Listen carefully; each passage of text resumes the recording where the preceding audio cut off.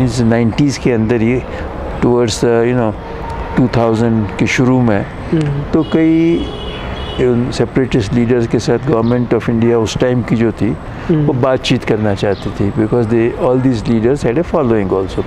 तो वो मुझसे भी रिक्वेस्ट करते थे कि आप इनको किसी बहाने अपने घर ले आओ खाने पे या किसी पे, हम भी आ जाएंगे, जैसे हम मेरे से मिलने आए।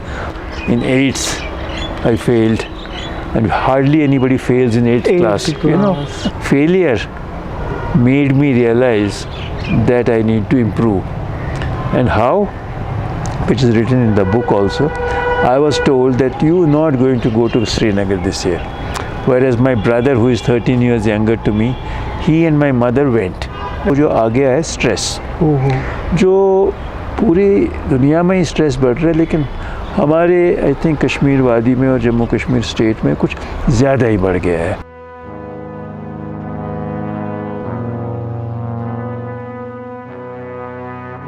Hello and welcome to Kashmir Life Interviews. I'm Khalid Bashir Gurra and today I'm joined by a very special guest. He's a Padma Shri and Dr. B.C. Roy awardee, and he's well known internationally for being a teacher and an academician. He's a well-known, one of the top cardiologists of the country. He's Professor Dr. Upendra Koul. Dr. Koul, I welcome you to the Kashmir Life. ये जो आज के जो हमारे heart attacks हैं, अक्सर व बेशतर हम देखते हैं डिफरेंट एज ग्रुप्स में तो आते ही है, like beat in after 50s इसकी वर्नेबिलिटी और बढ़ जाती है और ख़तरा बढ़ जाता है, लेकिन यूथ में अक्सर आ जाता है, स्पेशली इन विंटर्स अगर हम देखें तो ये heart attacks. How do you really see this all? I think 90% of the heart attacks can be explained by 8 or 9 risk factors. जैसा आपने पूछा कि हार्ट अटैक्स बहुत ज़्यादा देखने को मिल रहे हैं, और पहले जो कि 60-65 के बाद मिलते थे, आजकल 30-40 में बहुतों को हार्ट अटैक मिलते हैं। सुबह से मैं ओपीडी में बैठा हुआ था, I must have seen at least 8 और 9 out of I don't know कितने पेशेंट देखे होंगे, 40-50 पेशेंट देखे होंगे। तो उसके अंदर कम से कम 4-5 तो मरीज़ थे जो कि 30s में थे। तो इनके कुछ वजूहात हैं, कुछ रिस्क फैक्टर्स हैं, और 8 या 9 risk factor 90% of heart attack को एक्सप्लेन करते हैं। और ये सब मैं जो बताऊंगा मॉडिफाइबल रिस्क फैक्टर्स है, we not talking of age और सेक्स और फैमिली हिस्ट्री, क्योंकि वो तो हम चेंज नहीं कर सकते। एक बार पैदा हो गए तो पेरेंट्स को तो नहीं चुन सकते हैं। बिल्कुल। तो इसमें है सबसे बड़ा है स्मोकिंग, जो कि आप काफ़ी देखने को मिलता है। दूसरे नंबर पे आता है मोटापा, ठीक। तीसरे नंबर पे आता है हाई ब्लड प्रेशर, चौथे नंबर पे आती है डायबिटीज़, पाँचवें नंबर पे आता है खून में ज़्यादा ख़राब कोलेस्ट्रॉल का होना, ट्राइग्लिसराइड्स का होना, जो कि बहुत आम है। फिर आता है कि लैक ऑफ एक्सरसाइज, इतने बाग होके, एक बगीचे होके इंसान जो है आधा पौना घंटा अगर एक्सरसाइज करे हफ्ते में 5 दिन, तो वो एक प्रोटेक्शन देता है। वो काफ़ी कम लोग करते हैं। देखते हैं हम सड़कों पे सुबह घूम रहे होते हैं, लेकिन कितने घूम रहे होते हैं? आप 6 बजे 6:30 बजे तो 10-20 लोग दिखेंगे आपको। तो एक वो दो खाने पीने की चीज़, फ्रूट्स और वेजिटेबल्स अगर इंसान दिन में 3-4 बार खाया करे, 3-4 सर्विंग्स लें, 3-4 कटोरी या 3-4 बाउल्स, छोटे बाउल्स वाला लें, तो ये हार्ट अटैक को दूर करता है। वो भी हमारी वादी में, हमारे कश्मीर में हम खुशकिस्मत हैं कि इतने फ्रूट्स हैं, गलियों में बिक रहे हैं, रेड़ों पे बिक रहे हैं, लेकिन जब खाने की नौबत आती है तो मुझे नहीं लगता इतना ज़्यादा खाते हैं। और हमारा खाने पीने का ढंग जो है ना, नमक ज़्यादा लेना, नमकीन चाय दिन में 2-3 दफ़ा पीना, वो ब्लड प्रेशर बढ़ाता है। और क्या कहते हैं, खाने के अंदर भी गोश्त थोड़ा क्वांटिटी ज़्यादा ही होती है। तो ये सब जो है, और सबसे ज़्यादा जो इम्पोर्टेंट रिस्क फैक्टर है वो जो आ गया है स्ट्रेस, जो पूरी दुनिया में ही स्ट्रेस बढ़ रहा है, लेकिन हमारे आई थिंक कश्मीर वादी में और जम्मू कश्मीर स्टेट में कुछ ज़्यादा ही बढ़ गया है।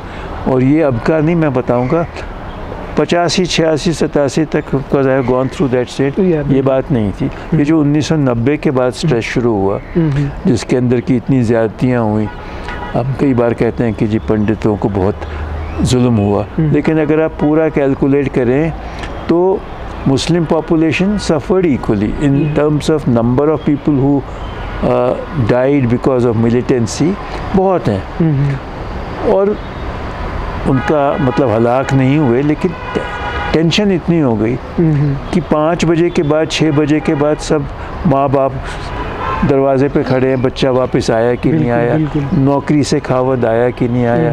तो इतनी ज़्यादा जो टेंशन हो गई, घर के अंदर ही बैठना, चलना फिरने से डर, तो वो जो सारा का सारा स्ट्रेस आया, स्ट्रेस एक बहुत ही इम्पॉर्टेंट रिस्क फैक्टर है।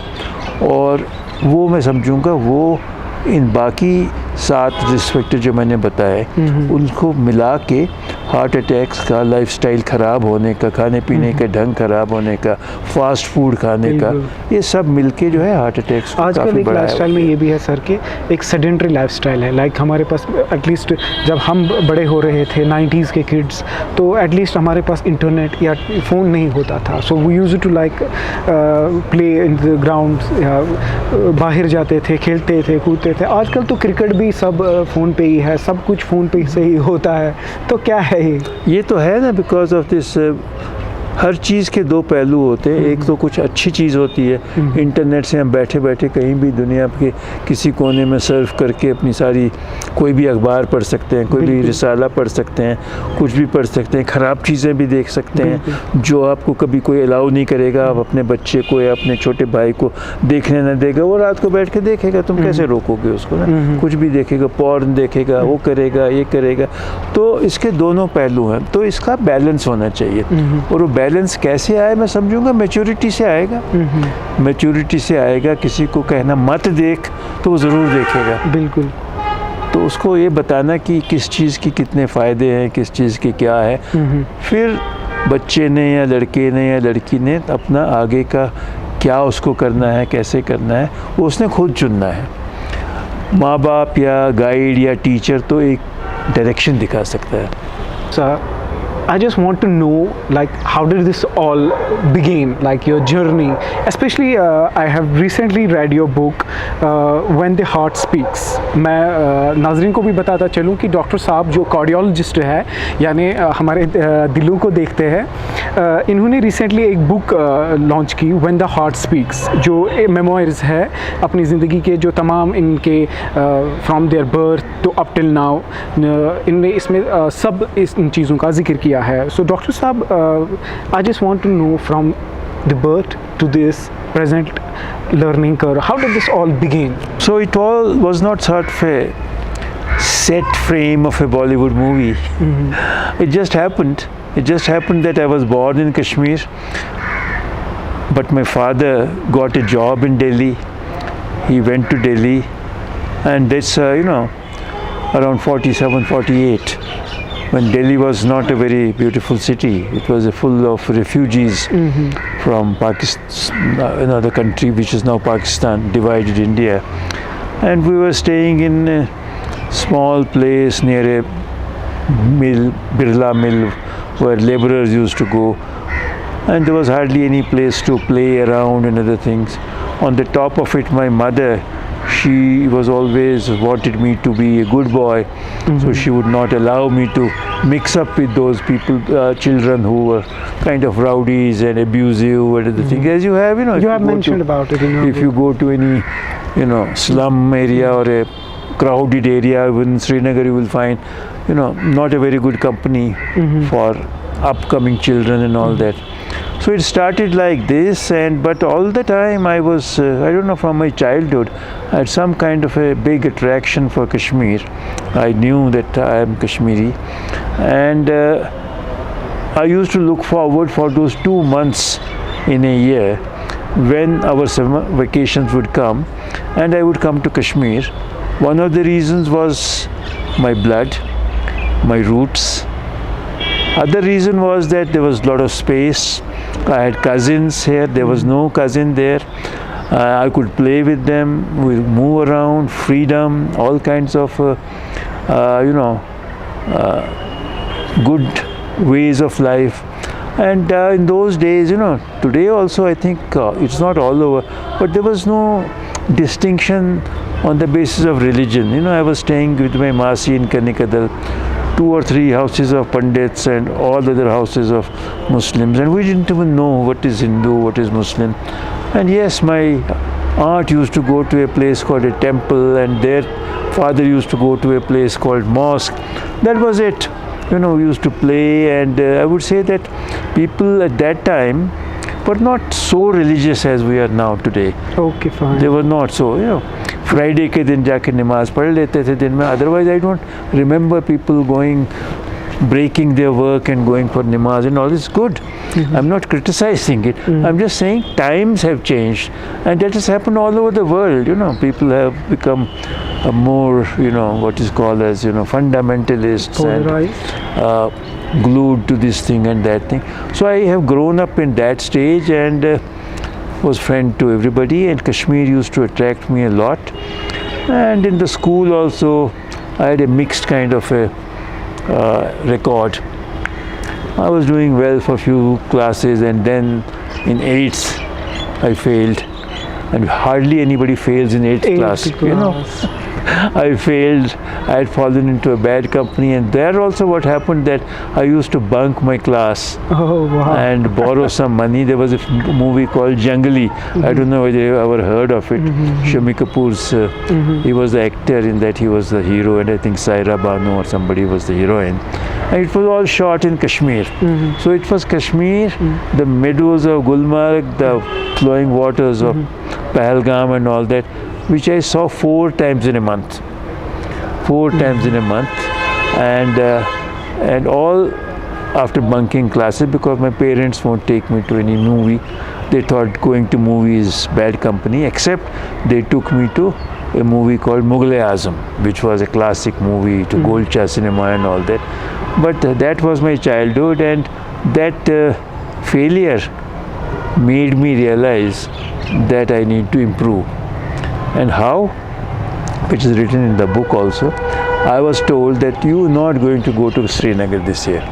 Whereas my brother, who is 13 years younger to me, he and my mother went. Yeah, it was a punishment to you. It was a punishment. So I said, you know, this is a punishment to me. I must take cognizance of that. I started studying, and then I started getting better marks. I was not a topper in higher secondary or something like that, but I got enough marks to get into a reasonably good college, and finally got an admission in the 2nd or 3rd list of MBBS in Maulana Azad Medical College, and there became my journey as a doctor. So earlier part of journey was not fabulous or something like that. I was not a Doon school guy or having one Rhodes Scholar and all that. I was not a debater. I was a shy guy. So it just happened. Heart attacks के हवाले से एक मतलब एक conventional जैसे सवाल है, लेकिन मैं जानना चाहूँगा कि एक हम कैसे पहले ही एक सिम्टम को जान सके कि नहीं हार्ट अटैक का तो ख़तरा है भाई, ऐसा नहीं है कि नहीं है. लाइक अक्सर आपने अभी कहा कि लाइक हमारे यहाँ पर जो साइको सोशल प्रॉब्लम्स है या साइको सोशल स्ट्रेस है, तो इस वजह से भी हम कभी हमारा जहन मुंतशिर होता है, हमारा जो दिल है उसकी धड़कनें बढ़ जाती है, पैनिक अटैक्स आ जाते हैं. तो कभी ये जो लाइन है एक साइकेट्री और इस कार्डियोलॉजी में, तो कैसे हम इसको डिफ्रेंशिएट कर सकते हैं? देखिए, सबसे पहले तो हार्ट अटैक की रिकग्निशन तो होनी ही चाहिए. तो हमें अपने सारे जो भी सुन रहे हैं इस वक्त या जिनके पास भी आप इंफॉर्मेशन देना चाहिए, उनको सबको हार्ट अटैक के जो सिम्टम्स हैं तो पता होने चाहिए. और स्पेशली ऐसे लोगों को जिनको कि रिस्क फैक्टर्स हैं, जैसे मैंने अभी 8-9 रिस्क फैक्टर गिनाए, जिनको कि 2-3 रिस्क फैक्टर हैं, तो उनको और सबको पता होना चाहिए कि हार्ट अटैक का कॉमनेस्ट सिम्टम क्या होता है. कॉमनेस्ट सिम्टम होता है कि अनईजीनेस इन द चेस्ट. वो दर्द नहीं होता कई बार, अनईजीनेस ऑफ चेस्ट, जो कि इंसान डिस्क्राइब नहीं कर सकता. घबराहट सेंटर ऑफ द चेस्ट और of the left side of the chest और right side of the chest, साथ में पसीना आना एकदम से, कोई वजह नहीं पसीना आने की, एकदम से क्या कहते हैं उल्टियाँ आ जाने शुरू करना.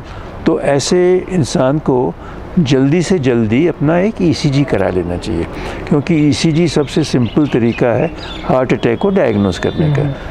और अगर वो विदिन 15-20 मिनट के अंदर अपना ECG करवा ले, जो कि शहरों में तो आसान है, हाँ गांव में भी हेल्थ सेंटर्स के अंदर ECG होते हैं, तो अपना ECG कराए, जो कि टेल पिक्चर बताता है हार्ट अटैक की. और आजकल तो ECG के अंदर वो ऊपर लिखा हुआ भी आता है, बिकॉज इट्स कंप्यूटराइज्ड, उसमें आता भी है सस्पेक्ट हार्ट अटैक और एंटीमायोकार्डियल इन्फार्क्शन, और वो किसी डॉक्टर को दिखाना चाहिए। और उसके बाद अगर हार्ट अटैक है और उसमें काफ़ी शक है तो जल्दी से जल्दी ऐसी फैसिलिटी में जाना चाहिए जहाँ पे कि मॉनिटरिंग की फैसिलिटी हो, ईसीजी मॉनिटरिंग हो, क्योंकि हार्ट अटैक में रिदम ख़राब हो जाती है और पहले घंटे के अंदर जो है कम से कम 10-15% मौतें तो उसमें हो सकती हैं। लेकिन उसके बाद जल्दी से जल्दी उसका इलाज होना चाहिए, क्योंकि हार्ट अटैक का बेसिक रीज़न जो होता है दिल की एक नस में सडनली ब्लड क्लॉट बन जाता है।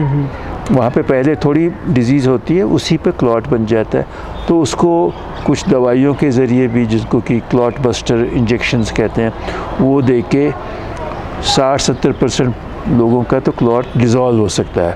और उसके बाद क्लॉट डिज़ोल्व हो गया तो ईसीजी ठीक हो जाती है, चेस्ट डिस्कम्फर्ट कम होता है। लेकिन अगले 24 घंटे के अंदर जो मरीज़ ठीक भी हो गया उसको एंजियोग्राफी करानी चाहिए, क्योंकि यूजुअली उसके अंदर पार्शल ब्लॉक होता है, वो फिर से उसमें प्रॉब्लम आ सकता है। तो ये तो हो गया हार्ट अटैक का इलाज। उसके बाद तो जब वो हॉस्पिटल जाएगा तो डॉक्टर बताएगा क्या क्या दवाइयाँ देनी है, क्या करना है, उस पर अमल करना चाहिए। फिर होते हैं जो आप बता रहे थे पैनिक अटैक। पैनिक अटैक होता है कि उसको लगा कि मुझे हार्ट अटैक हो रहा है, लेकिन अगर उसकी इन्वेस्टिगेशन करे, ईसीजी नॉर्मल है, लेकिन तो भी बार बार हो रहा है, तो भी डॉक्टर के पास जाके उसका इन्वेस्टिगेशन हो सकता है, स्ट्रेस टेस्ट हो सकता है, स्ट्रेस इको हो सकता है, सीटी एंजियो हो सकता है, बहुत सारे टेस्ट हो सकते हैं। और कई बार कुछ मिमिकर्स होते हैं, पेट में गैस की वजह से या गॉल ब्लैडर की स्टोन की वजह से, या कई बार मौसम बदलने के वक्त हड्डी जो होती है चेस्ट वॉल, उसमें सूजन आ जाती है तो दर्द होती है। तो हर चेस्ट पेन जो है हार्ट अटैक नहीं होता, लेकिन हमेशा हार्ट अटैक को बारे में सोचना चाहिए, क्योंकि अगर हार्ट अटैक है और उसका जल्दी डायग्नोसिस नहीं हो तो प्रॉब्लम, और इंसान जो है उसकी मोर्टेलिटी ज़्यादा हो जाती है, और अगर ठीक भी हो जाए तो हार्ट का मसल वीक हो जाता है। लेकिन अगर और वजह हैं तो उसको हम धीरे धीरे इन्वेस्टिगेट कर सकते हैं अगले 4-5 दिन के अंदर। ठीक। मैं आपको बताता चलूँ कि डॉक्टर साहब जो है इन्होंने अपनी किताब में लिखा है कि I was the first qualified cardiologist of Kashmir origin. तो डॉक्टर साहब तब से आप अब तक आपको क्या लगता है कि like how has cardiology this field evolved specially in Kashmir? I think बहुत अच्छा इवॉल्वेशन हुआ है। मैं 1978 में किया है।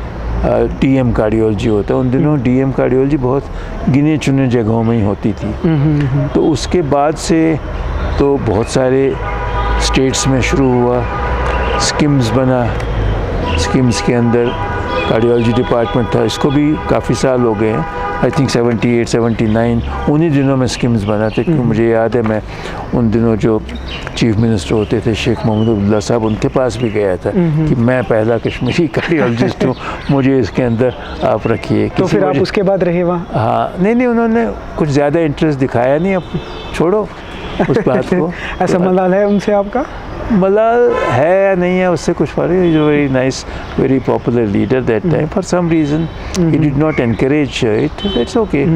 लेकिन डिपार्टमेंट तो बना और उसमें हमारे कई स्टूडेंट्स गए, कईयों को मैंने ट्रेन किया। मैं स्किम्स आके एंजियोप्लास्टी के डिफ़िकल्ट एंजियोप्लास्टी सिखाने भी आया, बहुत बार आया। और कई डॉक्टर जो हैं दिल्ली भी आए, इसमें जैसे खुर्शीद असलम साहब हैं, वो दिल्ली आए हमारे सेंटर में, खुर्शीद इकबाल साहब आए।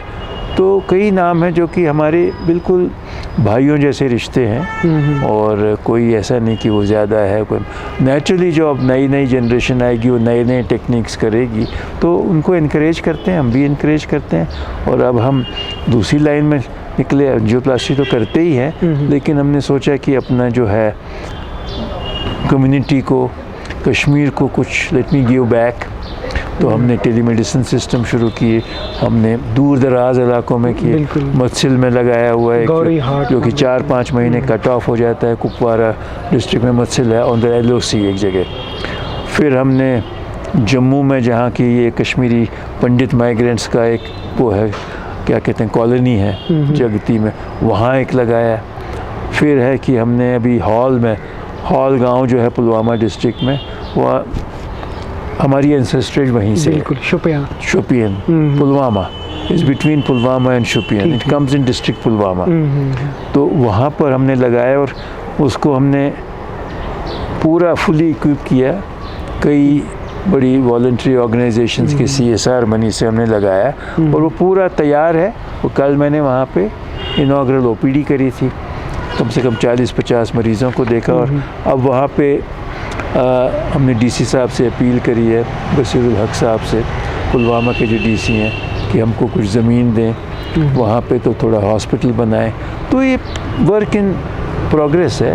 और वहाँ के लोग जो है वो मुझे बिल्कुल जब आते हैं पूरा हक से आते हैं कि ऐसे पुलवामी, ऐसे शुपियानी, ऐसे राजपुर है। तो मुझे भी खुश होता है, देखो हम अपने एरिया में आए हुए हैं और कोई किसी को गिला नहीं, मुझे कोई गिला नहीं, कोई कुछ नहीं। ठीक है। You have contributed a lot to the soil as मैं इस किताब के थ्रू जा रहा था। तो आगे बढ़ते हैं सर, आप अहम चीज़ की तरफ जो डॉक्टर साहब इशारा करते हैं इस किताब में, वो है स्टंट्स के हवाले से। जो स्टंट हम अक्सर किसी हार्ट पेशेंट में लगाते हैं, तो उसमें एक एथिकल प्रैक्टिस का जिक्र किया है। तो वो क्या मसला है कि लाइक अक्सर जो कॉरपोरेट हॉस्पिटल्स होते हैं या एक बिज़नेस इसको बना दिया गया, तो बहुत सारों में तो वो लाइक कहते हैं, डॉक्टर साहब ने लिखा है कि नहीं डाला गया था। तो डॉक्टर साहब क्या है ये हर चीज़ में, हर प्रोफेशन में ऐसी चीज़ें होती हैं। लालच में आ जाता है इंसान। कोई नया डॉक्टर अच्छे किसी बड़े कॉरपोरेट हॉस्पिटल में ज्वाइन करने जाता है, उससे सबसे पहले अनफॉर्चुनेटली सवाल यही पूछा जाता है कि तुम 1 महीने में कितनी एंजियोप्लास्टियाँ करोगे। तो वो भी बढ़ा चढ़ा के फिगर देता है। वो कहता है जी मैं 40 करूँगा 1 महीने में। तो वो कहते हैं अच्छा, तब 40 करूँगा, मुझे इतने एमोल्यूमेंट चाहिए। वो मान जाते हैं। उसके बाद जब दिन गुजरते हैं तो एंजियोप्लास्टी के मरीज़ इतने तो है नहीं, सर पेड़ों पर तो उग नहीं रहे। तो उसको फिर क्या होता है, जब भी कोई एंजियो देखता है उसमें 5% या 20% का ब्लॉक भी हो, उसको नज़र आने लगता है कि ये तो बड़ा ठीक टाइट ब्लॉक है शायद। अच्छा। तो उसको कहते हैं ऑक्यूलोस्टेनोटिक रिफ्लेक्स। वो रिफ्लेक्स सा बन जाता है। तो अनइंडिकेटेड आर्टरीज़ में भी कभी कभी, मैं नहीं कहता कि सब करते हैं, लेकिन काफ़ी ऐसे, कई ऐसे क्या कहते हैं मिसालें हैं जहाँ की बिना इंडिकेशन के एंजियोप्लास्टीज हुई हैं। इसीलिए मैं कहता हूँ कि एक ऑडिट होना चाहिए हॉस्पिटल्स का, government as well as private, specially private जहाँ पे कि इंसेंटिव ज़्यादा होते हैं, कि एक टीम ऑफ डॉक्टर्स जाए और कहे भी पिछले 3 महीने के जो एंजियोप्लास्टियाँ हुई वो रख दो CD यहाँ पे, और उसमें से चुने एट रैंडम और देखें और अपनी रिपोर्ट दें। तो उससे जो होता है कि जब ऐसे ऑडिट होंगे तो करने वाले भी खबरदार हो जाएंगे कि हमारा ऑडिट हो सकता है, और उससे जो है गुड एथिकल प्रैक्टिस आती है। क्योंकि ethical practice is very very important if one has to do good to the people. आप स्टेंट जहाँ ज़रूरत ही नहीं है वहाँ लगा दें। हालांकि स्टेंट्स आजकल काफ़ी सेफ़ हैं, लेकिन स्टेंट के साथ कॉम्प्लिकेशंस भी तो होती है ना। स्टेंट बंद भी हो जाती है, उसके बाद आपको खून पतला करने की दवाइयाँ साल तक देनी होती हैं। कईयों को ब्लीडिंग हो जाती है, कईयों को कुछ होता है। और जैसे कि मैंने इसमें लिखा है कि एक जनाब आली डॉक्टर ने किसी एक पार्ट ऑफ द कंट्री के अंदर एंजियोप्लास्टी करी, उसका स्टेंट लगाया। वहाँ के टेक्नीशियंस ने शिकायत कर दी कि उनको पता है किसने स्टेंट लगाया, नहीं क्या लैब में उन्होंने बता दिया, किसी तरह से मरीज़ को खबर पहुँच गई कि स्टेंट नहीं लगाया। तो ये खबर लीक हो गई लैब से। उसने पहले तो शाश करा दिया, सारे रिकॉर्ड हटा दिए अस्पताल के। उसके बाद उसने पुलिस में कंप्लेंट करी, पुलिस ने कुछ 420 या कुछ केस बनाया। फिर गवर्नमेंट, उस स्टेट की गवर्नमेंट ने मुझको वो केस रेफ़र किया। फिर मैंने, कई तरीके होते हैं देखने के स्टेंट है कि नहीं। हम आर्टरी के अंदर जाके भी जैसे इको करते हैं, इंट्रावेस्कुलर अल्ट्रासाउंड कैथेटर डाल के देखते हैं, उसमें था नहीं। और उन दिनों डिज़ोल्व होने वाले स्टेंट कुछ आए थे बीच में, वो तो थे ही नहीं। तो पकड़ा गया, लेकिन पकड़े जाने के बाद भी उस पर कोई सज़ा नहीं मिली उसे, वो वहाँ से भी छूट गया। So it's coming from top down. ऊपर से रिश्ते हों आपके तो सब चलता है। हमने अभी तक जिक्र किया कि हार्ट अटैक के बारे में, हार्ट अटैक के सिम्टम्स के बारे में, और प्रिवेंशन से अगर हम बताएं, मतलब what can be the like preventive cares की जो हम ले सकते हैं। नाउ डॉक्टर साहब, आपकी किताब पर आते हैं जो मतलब बेहद ही लाइक वेरी इंटरेस्टिंग है। लाइक आई कैन इसको देख सकते हैं कि एक MBBS स्टूडेंट की एक जर्नी है, लेकिन फिर एक आप कहते हैं इसमें कि एक dark era in Kashmir valley. तो इस चैप्टर में आप थोड़ा सा जिक्र कीजिए इसका, like dark era is the period of 1990s and that is the first time जबकि मैं 7 साल तक कश्मीर नहीं आया। उन दिनों हालत ऐसी थी कि यहाँ से लोग भाग के जाते थे, हर मज़हब के, ऐसा नहीं कि कोई हिंदू ही भागे, और यहाँ आना तो डरते थे लोग आने में, कहाँ जाएगा। और मेरा तो घर भी नहीं था यहाँ पे तब, क्योंकि my father had migrated long back. तो अब तो मैंने घर पर भी बनाया है। तो that era was really very bad era. और उसमें क्यों हुआ, हमारे पड़ोसी मुल्क ने उसमें क्या कहते हैं कंट्रीब्यूट कितना किया, ये तो मीन्स इंक्वायरीज ने सब बताया हुआ है। तो लेकिन that was really a dark era, because Kashmir में भाईचारा हर मज़हब के लोगों का जो है मिसाल थी हमेशा। कोई इन चीज़ों में मतलब इतनी अहमियत नहीं देता था, लेकिन उन दिनों में जो चीज़ें हुई तो वो काफ़ी ख़राब चीज़ें हुई जो कि बाद में धीरे धीरे सुधर गई। तो उसी डार्क इरा के अंदर यहाँ पे कई जमातें निकली। और इज़ इंटरेस्टिंग कि as a cardiologist, because I was already a cardiologist that time, और जो उन दिनों के सेपरेटिस्ट थे, almost everybody I have treated, like almost I have treated. इस किताब में नहीं है वो, क्योंकि मुझे कहा गया वो मत लिखो। अच्छा, ठीक, तो ठीक है, तो सबको जो भी आप नाम लो आपके दिमाग में आते हो सबको ट्रीट किया हुआ है। Every separatist in Kashmir, most of them are treated. आजकल अभी आधे कुछ लोग जेल में हैं, कुछ हैं तो अभी जेल में भी होते हैं, तो वहाँ के जेलर उनसे मेरी बात कराते हैं। इलाज के बारे में मेरा कुछ मतलब नहीं था एज ए पेशेंट डॉक्टर, कभी उनसे साथ गुफ्तगू करना, आप ये क्यों कर रहे हो, क्या कर रहे हो, मेरा वो मतलब नहीं था। मेरी रिलेशनशिप डॉक्टर पेशेंट रिलेशनशिप होती थी। और इनफैक्ट कईयों के साथ तो जब वो सब कोई मीन्स 90s के अंदर ही टूवर्ड्स 2000 के शुरू में, तो कई सेपरेटिस्ट लीडर्स के साथ गवर्नमेंट ऑफ इंडिया उस टाइम की जो थी वो बातचीत करना चाहती थी, because they all these leaders had a following also. तो वो मुझसे भी रिक्वेस्ट करते थे कि आप इनको किसी बहाने अपने घर ले आओ, खाने पे या किसी पे हम भी आ जाएंगे, जैसे हम से मिलने आए। तो वो चीज़ें थी। तो this is like a pendulum, तो चलता रहा है। और from every walk of life के जो पेशेंट्स है, चाहे वो कश्मीर का एक आम आदमी हो से लेकर हिंदुस्तान के वज़ीर आज़म तक, हर एक से इनकी मुलाकात क्या इन्होंने ट्रीट भी किया है। जैसे मैंने कहा कोई रिलेशनशिप तो थी नहीं, as a patient doctor relationship थी, क्योंकि उस चक्कर में मैं because you have treated also mainstream politicians of as a specially आप मुफ्ती साहब का जिक्र मुफ्ती साहब के साथ तो बहुत ही घरेलू वो थे। उन्होंने ही मुझको जब 90s के अंदर वापस यहाँ लाया, कहा आपको OPD करनी चाहिए यहाँ पे। अच्छा, मुफ्ती साहब ने आपको यहाँ, मुफ्ती साहब ने मुझे कहा कि OPD करनी चाहिए आपको यहाँ, जब वो चीफ मिनिस्टर थे।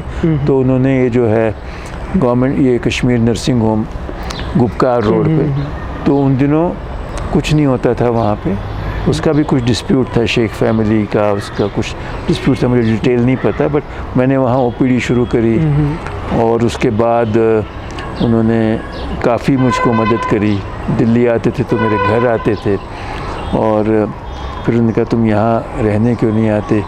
फिर मियाँ अल्ताफ़ साहब और उनके फादर मियाँ बशीर कंगन के जो हैं, जो कि गुजर्स वगैरह के तो बिल्कुल पैगंबर हैं, तो वो भी जो हैं हमारे बहुत करीब हुए। मैंने एक चैप्टर लिखा हुआ है मियाँ बशीर के ऊपर, तो वो सब मिल के इतने अच्छे रिश्ते हो गए थे। ऑल वेरी नाइस पीपल और खुदा दोस्त लोग थे। और हम लोगों की, क्योंकि मुझे लगता है कि मिजाज मिलते जुलते थे, तो बहुत दोस्ती रही। और अल्ताफ़ साहब ने यहाँ पे जो जहाँ मैं अब घर बनाया है 2013 में घर बनाया है मैंने इधर एयरपोर्ट के पास ही, तो वहाँ की जो ज़मीन वगैरह है वो उन्होंने ही सिलेक्ट करी और पहला जो किस्त था उसको उन्होंने अपनी जेब से दिया, क्योंकि वो बेच रहा था, कोई वो नहीं रुकता। तो ऐसे रिश्तेदार रहे हैं, तो मैं तो कहूँगा वो हमारे ब्लड रिलेशन से ज़्यादा प्यारे हैं मुझे। इसमें जो अभी आपने कहा घर का जिक्र, तो मैंने ये भी पढ़ा कि आपकी जो मदर है उनको बहुत शौक़ था कि वो वापस अपने घर वापस आए, जैसा कि अभी भी इस time most of the Kashmiri pandits हैं उनको लाइक एक डिज़ायर है, यर्निंग है, और मतलब जस्टिफाइड है कि किसी का भी घर हो they want to go back to their roots. इसी तरीके से जो आपकी मदर थे वो भी वापस घर आना चाहती थी, लाइक वो ख्वाब पूरा हो गया, बिकॉज ख्वाब पूरा हो गया, बट अनफॉर्चुनेटली उनके जाने के बाद वो हमेशा कहती रहती थी अपने एंड के जो कुछ 1-2 साल थे, वो शाम को बैठ के, मैं शाम ही को मैं उनके साथ होता, दिन में तो मैं काम पे जाता था, तो टीवी का शुर चैनल जो होती थी वो देखती रहती थी, तो उसमें वही कहती थी आहिस्ते आहिस्ते पुरन कशीर, this were the language Kashmiri, मतलब छोटा सा घर होना चाहिए। तो वही दिमाग में था, तो वही सोच के मैंने उन्हीं के नाम पे जो छोटा सा घर बनाया हुआ है यहाँ पे, उन्हीं के नाम पे गौरी मंजिल से उसका नाम रखा हुआ है। तो लेकिन वो उनके जाने के 2 साल बाद बन पाया। तो लेकिन जब हम वहाँ जाते हैं तो लगता है कि उनके पास बैठे हुए हैं अंदर कमरे। डॉक्टर साहब, फिर वहीं से आपने सोचा कि कुछ एक लार्जर कंटेक्स्ट में किया जाए, तो क्या फिर जब मेरे यहाँ आने के जो हैं ओकेजन्स बढ़ते गए और हमेशा मेरा जो मन था वो कश्मीर और कश्मीरी के साथ लगा हुआ था, तो मैंने कहा सिर्फ इससे नहीं, कुछ करना चाहिए। तो फिर हमने कैंप शुरू किए और वो कैंप डिस्ट्रिक्ट्स में जा के ना दूर दराजा हम कुपवारा गए, मत्सिल गए, बड़गाम गए, बानिहाल गए, और ऐसी ऐसी जगह आपने नाम नहीं सुना होगा, रिंग जबल एक जगह है बड़गाम डिस्ट्रिक्ट में, बहुत ही दूर पेरीफ्री पे, उधर गए। तो वहाँ पे पता चला कि क्या क्या ज़रूरतें हैं। फिर सिर्फ हमने सोचा कि नो हार्ट अटैक मिशन के लेक्चर देने से सिर्फ फ़ायदा नहीं है, कुछ करके भी रखना है। तब भी फिर हमने टेलीमेडिसिन यूनिट्स लगाए, हॉल में ये जो सेंटर है वो खोला कि आप लोगों को जो सलाह देते हो ये करो, उनको जो बीमार हैं उनको कुछ करने की फैसिलिटी भी तो बना के दो ना। ठीक। और हम नहीं क्लेम करते कि हम डुप्लिकेट कर रहे हैं कोई गवर्नमेंट का काम, लेकिन जो है कुछ तो कंट्रीब्यूट कर रहे हैं और एडिंग टू देयर फैसिलिटी, जैसे कि हॉल की फैसिलिटी है, इट इज़ एडिंग। उस एरिया में पूरे पुलवामा, शोपियान, कुलगाम 3 डिस्ट्रिक्ट्स के जो है ना, ऐसी फैसिलिटी है नहीं। उनको सब कुछ श्रीनगर आके स्कीम्स या SMH से शीरीन बाग आना पड़े, कहाँ से कहाँ आएंगे, कितनी लाइन में रहेंगे, फिर वापस जाएंगे। तो मुझे लगता है कि लोग खुश हैं, और लोग खुश हैं, जैसे मैंने बताया जो मेरे से मिलते हैं तो अपना हक जताते हैं, मैं बहुत खुश होता हूँ। आपको क्या लगता है कि like how much it is important कि गवर्नमेंट को इंटरवीन करना चाहिए कि facility to take these at for of places? नहीं, करता ही है गवर्नमेंट, तो अपनी तरफ से सब कुछ कोशिश कर ही रहा है, और मैं यही समझता हूँ कि पीपल्स गवर्नमेंट आए तो ज़्यादा इंटरेक्शन होगा। अभी जैसे है कि अभी जो है हमारे यहाँ जो वो है एडमिनिस्ट्रेशन है, तो उसका लोगों के साथ मिलना जुलना उतना नहीं होगा, क्योंकि उनकी लैंग्वेज अलग है, वो कुछ टाइम के लिए अपना काम करने आए हुए हैं। ठीक है, एडमिनिस्ट्रेशन कर रहे हैं, लेकिन अगर लोगों के चुने हुए नुमाइंदे आएंगे तो उन पे जाके अपनी छोटी छोटी प्रॉब्लम्स बताएंगे, तो इंशाल्लाह मुझे लगता है होगा, इस साल होगा, अगले साल होगा, but that is the way it has to go. Doctor साहब, फाइनली मैं आपसे जानना चाहूँगा, इस बुक में आपने लिखा है आपके विजिट्स टू हमारे 2 अहम पड़ोसी चाइना एंड पाकिस्तान। सो क्या थे, what were the takeaways from those visits, like आपके मुलाकात वहाँ? टेक अवेज ऐसे हैं कि पाकिस्तान का तो ज़्यादा पता है मुझे, क्योंकि बोली एक ही है। चाइना में तो सिर्फ जो अंग्रेज़ी बोल सकता था तर्जुमान के साथ जा सकते थे, लेकिन पाकिस्तान में तो हम एक ही बोली बोलते हैं, एक ही खाने खाते हैं, एंड दे वेलकम अस। वो आते कभी यहाँ भी आए उनके लोग, हम उनको वेलकम करते हैं, तो बहुत ही प्लेजेंट हो रही याद हैं वो पूरी विज़िट्स, और मैं फिर जाना चाहता हूँ। अनफॉर्चुनेटली 2014 के बाद हो नहीं पाया, रिश्ते ठीक नहीं रहे, कोविड आ गया, और अभी मुझे फिर कुछ इन्विटेशंस आ रहे हैं, तो इंशाल्लाह जाऊंगा, बिकॉज वो अपना घर जैसा ही तो लगता है ना, उसमें कोई फ़र्क नहीं लगती, कोई फ़र्क नहीं लगती। ठीक। Thank you so much, Dr. Safa, speaking to us. It was a pleasure meeting you. Thank you so much. Thank you.